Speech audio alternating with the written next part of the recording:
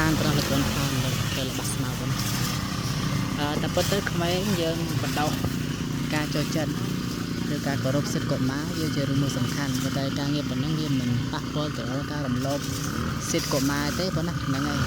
មិនទានសិទ្ធិកុមារទេសិទ្ធិកុមារវាមានទៅលើការសិទ្ធិទៅលើរូបរាងកាយសិទ្ធិទៅលើការគំនុំកំហែង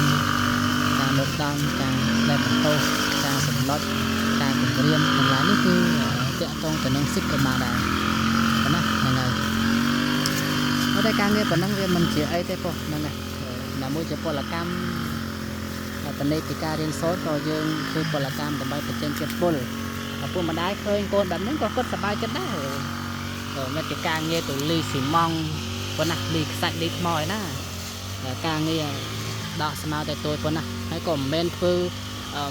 ជារងៃប៉ុណ្ណាវាយូរម្ដងប៉ុណ្ណាមួយខែពីរខែម្ដងហ្នឹងមិនអីប៉ុណ្ណាការងារប៉ុណ្ណឹងហ្នឹងអានេះជាការបង្រៀនឲ្យក្មេងចេះធ្វើការងារពីការងារតូចធ្វើល្អទៅណាតទៅមុខក៏ការងារហ្នឹងក៏វាល្អដែរប៉ុណ្ណានឹងល្អតាមនឹងដែរអនាគតល្អអនាគតក៏ល្អទៅតាមនឹងដែរប៉ុណ្ណាហ្នឹងហើយបងការងារស្អាតប៉ុណ្ណា